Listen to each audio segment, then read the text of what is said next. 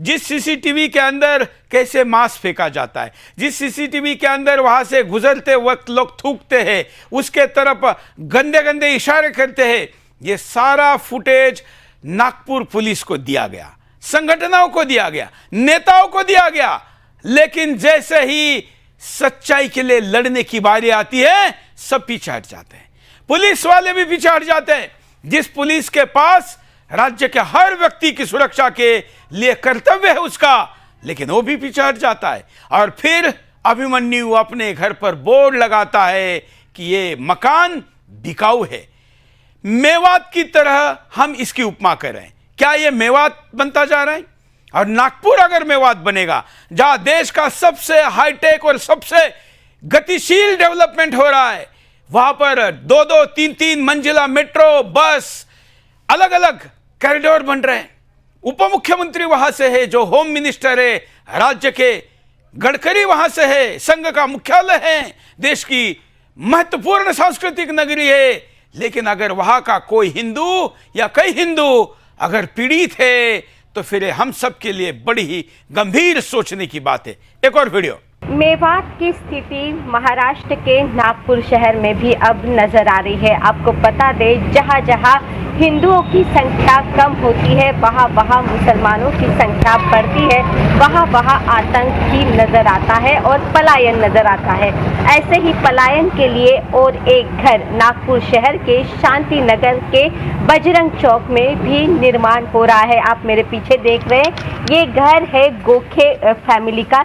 इतना बड़ा सुंदर सा ये घर है, लेकिन इस घर के सामने एक शाप, हम कह सकते हैं कि एक तख्त लगा है जिसमें लिखा है कि ये घर बेचना है। इसमें साफ तरीके से लिखा है, ये मकान बिकाऊ है, मेरा हिंदू होना यहाँ अपराध है। प्रशासन, पुलिस, संगठन कोई भी मेरे साथ नहीं है। मजबूती से लड़ रहा हूँ पर कोई साथ नहीं खड़ा है, इसलिए मजबूरी से मैं बेच रहा हूँ। ये हिंदू पीड़ित है। आपको बता दें कि पूरी बस्ती जो है वो हिंदुओं की है, लेकिन यही इनके घर के एग्जैक्ट बाजू की अगर ये छोटी सी गली अगर हम कहते हैं, आप देखें ये यहाँ पर तख्त लगा है, वहीं पर बाजू में एक गली है और गली के अंदर का नज़ारा हम 50 मीटर पर देख रहे हैं कि किस तरीके से ये झंडे लगे हैं, हरे लगे हैं, जिससे साफ समझ में आता है कि ये किराएदारों का बन चुका है और ये किराएदार अब खुद का मकान लेना चाहते हैं और इसके लिए इन्होंने हिंदू परिवार को टारगेट किया है। देखा आपने कि हिंदू ही महिलाएं थी अब तक यहाँ पर खड़ी थी, लेकिन जैसे ही उन पर कैमरा गया वो अपने अपने रास्ते पर चलने लगी, ताकि कोई सुदर्शन से आकर उन्हें ना पूछ ले कि आप एक हिंदू के साथ क्यों नहीं खड़े हो। साफ जाहिर है कि एक और यहाँ पर लगा ये तख्त है और एक और ये छोटी गली है, लेकिन गली का जो अस्तित्व है वो इस घर पर भारी पड़ रहा है। हालांकि जिस समय ये घर बेचा जाएगा तो उसके बाद जितने भी हिंदू हैं वो एक एक कर अपने अपने मकान छोड़कर चले जाएंगे। ऐसे में सोचने की बात है, अगर 4 साल से अगर कोई हिंदू अपना सब कुछ दांव पर लगाकर अगर घर बेचने के लिए तैयार नहीं था, तो उसे किस किस मनस्थिति से गुजरना पड़ा, ताकि वह अब इस डिसीजन पर आ गया है कि मैं ये घर बेचना चाहता हूँ। यानी इस गली से वो पलायन करने के पूरी मानसिकता में है। यहाँ तक वो डिप्रेशन में चला गया है कि कहता है कि अगर इसी तरह हिंदू संगठन ने, पुलिस प्रशासन और शासन की ओर से कोई भी उसे सपोर्ट नहीं मिलता है तो वो धर्म भी बदल देगा और इस्लाम धर्म कबूल कर लेगा।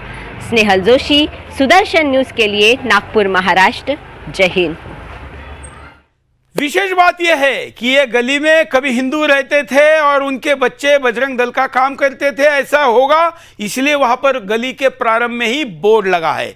ये वीडियो आप देखेंगे तो आपके समझ में आएगा क्या हुआ। ये देखिए, बजरंग चौक नाम है और संभवतः ये पुराना बोर्ड होगा, लेकिन इस गली में ये बोर्ड लगा है, उसके बावजूद यहाँ के हिंदू का ये हाल है। तो सोचिए कि 20 साल बाद आपका क्या होने वाला है। जिन शहरों में ये समस्या आज नहीं है वहाँ क्या होने वाला है। आपका बोर्ड होगा, आपके मंदिर नाम के होंगे, लेकिन आप नहीं होंगे। आप मकान बेचकर वहां से जाने के लिए मजबूर होंगे। क्या ऐसा हिंदुस्तान आप चाहते हैं?